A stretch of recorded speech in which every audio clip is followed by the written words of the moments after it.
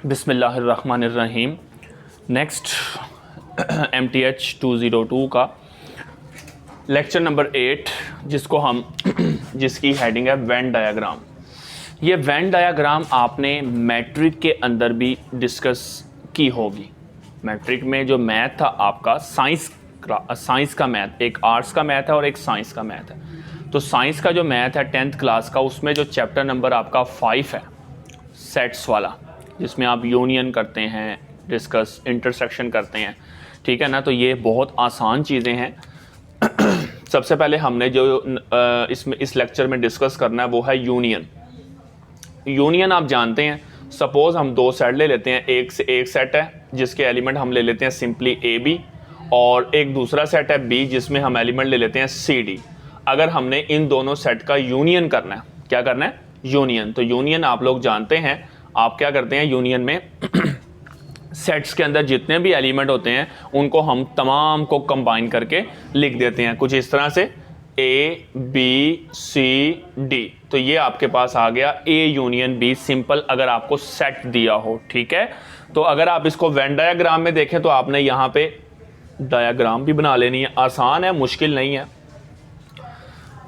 बेटा देखें, ये हमारे पास जो बॉक्स है पूरा, ये हमारे पास बॉक्स नहीं है, इसका नाम है यू का मतलब यूनिवर्सल सेट। जैसे पाकिस्तान एक यूनिवर्सल है, ठीक है। इसमें डिफरेंट जो हैं वो एरिया हैं, मतलब पेशावर, कोयटा, कराची, इस्लामाबाद, ठीक है ना। तो ये हमारे पास यूनिवर्सल सेट है। इस यूनिवर्सल सेट में हमारे पास दो सेट हैं। Suppose this is A set, this is B set, ठीक है। हमने यहाँ पे क्या करना होता है? शेडिंग करनी होती है, हाईलाइट हमने करना होता है, ठीक है। अब जब हम यूनियन करते हैं तो यूनियन में क्या बताया मैंने आपको, दोनों सेट के जो एलिमेंट हैं वो सब हम लिखते हैं। तो हम अगर सब लिखते हैं, A और B के सारे एलिमेंट लिखते हैं, तो हमने फिर क्या करना है? A को भी शेड करना है और B को भी, क्योंकि A के एलिमेंट भी मौजूद हैं इसमें और A के एलिमेंट भी मौजूद हैं और B के एलिमेंट भी मौजूद हैं। तो इसलिए जो यहाँ पे शेड करेंगे अब हम A को भी करेंगे और B को भी करेंगे। ये बात हो गई यूनियन की। दूसरी बात जो है इंटरसेक्शन है। यहाँ पे इंटरसेक्शन क्या होता है हमारे पास जी? इंटरसेक्शन में यही दो अब चलें एलिमेंट हम थोड़ा सा चेंज कर लेते हैं, 1 2 3 कर लेते हैं और B के कर लेते हैं 3 4 5। हमने इन दोनों सेट का जो है वो इंटरसेक्शन फाइंड करना है बच्चों। तो इंटरसेक्शन में हम क्या देखते हैं? कॉमन, दोनों सेट के अंदर जो एलिमेंट कॉमन है। तो आप देख सकते हैं इनमें जो 3 वाला एलिमेंट है वो दोनों सेट के अंदर क्या है? कॉमन है। तो इन दोनों सेट का जो इंटरसेक्शन का आंसर होगा वो क्या होगा? 3।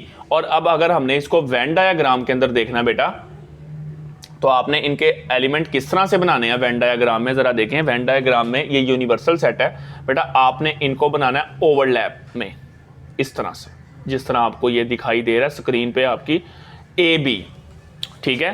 तो देखें ये A है और ये B है, ये आपस में ओवरलैप कर रहे हैं। हमने इनका क्या फाइंड करना है? इंटरसेक्शन। तो बेटा इधर देखें, अगर आप ये वाला पोर्शन फोकस करें, ये वाला जो आपको स्क्रीन पे दिखाई दे रहा है, ये वाला पोर्शन जो है वो A और B दोनों में मौजूद है। तो ये हमारे पास क्या होगा? दोनों सेट का इंटरसेक्शन। तो आई होप कि आपको ये यूनियन और इंटरसेक्शन जो है वो समझ आ गया होगा। नेक्स्ट मैं आगे चलता हूं अब।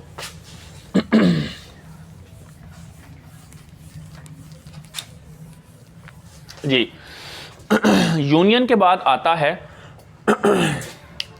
डिफरेंस। डिफरेंस आपके पास क्या है जी? दो सेट हैं। सपोज एक सेट के एलिमेंट हम ले लेते हैं, चलें 1 ज्यादा ले लेते हैं हम यहाँ पे 1 2 3 4 5, और B सेट के एलिमेंट ले लेते हैं 5, हम ले लेते हैं 4 5 एंड 6, और एक 10 भी ले लेते हैं, ठीक है। इसमें अपनी मर्जी से हम ले सकते हैं। अगर आपको दिए हों तो जो फिर आपको दिए हैं आपने उन्हीं के मुताबिक उनको सॉल्व करना है जी। दोनों का बेटा माइनस करते हैं। बेटा देखें, आप क्या करेंगे? पहले A साइड लिख देंगे 1 2 3 4 5, माइनस कर देंगे 4 5 6 एंड 10। तो बेटा देखें, फर्स्ट एलिमेंट में को माइनस करना है आपने, फर्स्ट सेट के एलिमेंट को आपने माइनस करना है सेकंड सेट के एलिमेंट्स में से। देखें 1 इसमें आ रहा है, इसमें नहीं आ रहा, ये 1 नहीं डिलीट हो सकता। 2 इसमें आ रहा है, इसमें नहीं है, तो ये वाला 2 भी डिलीट नहीं हो सकता। 3 इसमें आ रहा है, इसमें नहीं आ, क्योंकि हमने इसमें से ये माइनस करने हैं, तो फिर क्या माइनस होगा, सिर्फ इसमें 4 और 5, क्योंकि 4 5 इसमें भी है और इसमें भी मौजूद है। तो 4 में से जब आप 4 निकाल देंगे तो क्या आंसर आ जाएगा, 0। 5 में से 5 निकाल देंगे तो वो वैसे ही कैंसिल आउट हो जाएंगे। तो आपके पास जो आंसर आएगा वो क्या होगा, 1 2 and 3। This is A minus B, यानी कि ए सेट में जो एलिमेंट बचेंगे वो हम लिखेंगे। ये नहीं आपने करना कि बी सेट में भी बचे हैं तो वो भी आप लिख दें, ठीक है, वो फिर आपका गलत हो जाएगा। अगर ये तो आ गया A माइनस बी का आंसर। अगर हम B माइनस ए भी कर लेते हैं, यानी कि पहले हम बी सेट लिख लेते हैं, चलें क्या आएगा वो भी हम करके देख लेते हैं ताकि हमारी प्रैक्टिस अच्छी हो जाए।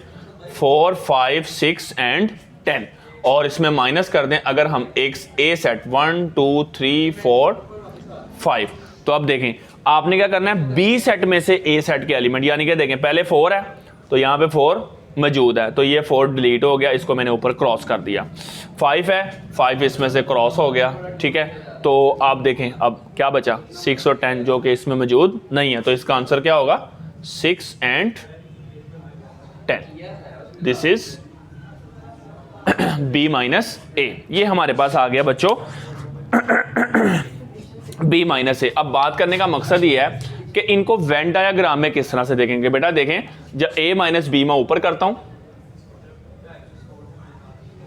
और नीचे वाला मैं करता हूं B माइनस ए वाला, यहां वाला B माइनस ए है और ये वाला A माइनस बी। चले मैं यहां पे करता हूं, जरा इसको समझिएगा।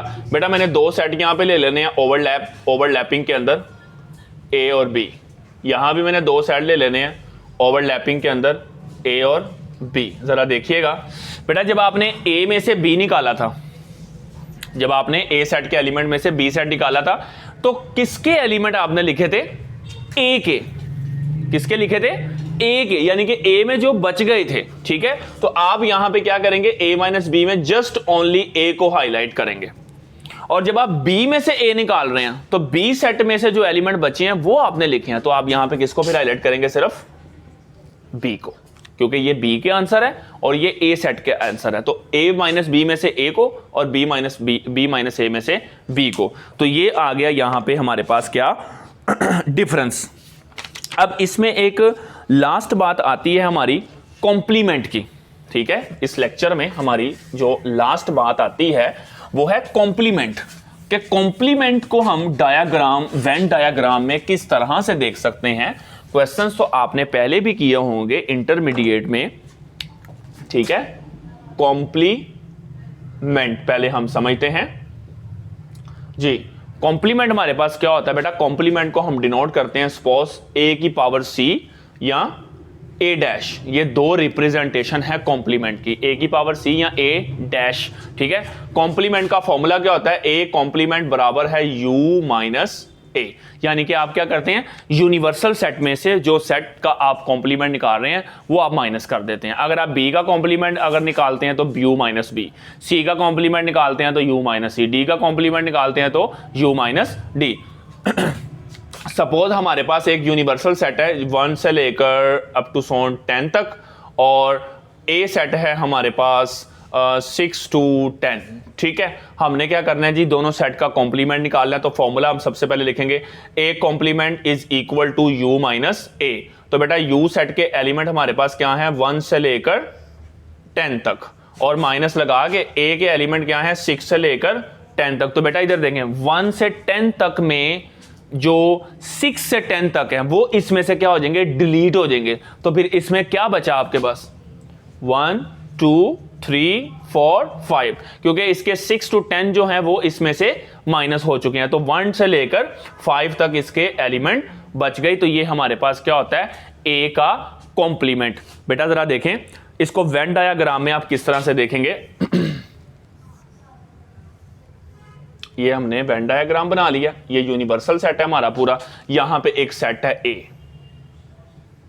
तो देखें फॉर्मूले पे फोकस करें, जब A का कॉम्प्लीमेंट हमने फाइंड किया तो किसके बराबर हुआ था, ये U माइनस A। बेटा इधर देखें, ये पूरा कंप्लीट जो बॉक्स है ये U है, और इसमें जो ए है सिर्फ ये वाला एलिमेंट है जो आपको अंडे की शक्ल में नजर आ रहा है, ये हमारे पास एक सेट है जो ए है।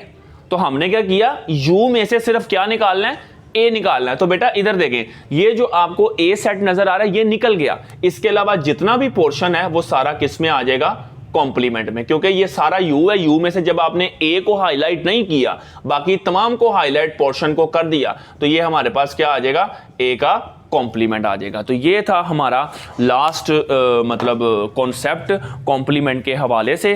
तो आप किस तरह से इनको देख सकते हैं, यूनियन, इंटरसेक्शन, डिफरेंस, कॉम्प्लीमेंट, ये सारी चीज़ें हमने वैसे पहले छोटी क्लासेस में भी डिस्कस की, लेकिन यहाँ पे भी डिस्कस की, क्योंकि देखें इनको पढ़ना ज़रूरी है। बेसिक आपकी वही हैं, उन्हीं को आपने जो है वो आगे लेके चलना है। अगर आप इनको अच्छे तरीके से समझ सकेंगे तो इसके बाद जो आने वाले क्वेश्चन है मुश्किल, उनको भी आप अच्छे तरीके से समझ सकेंगे, अगर आपको ये बेसिक अच्छे तरीके से समझ आई है।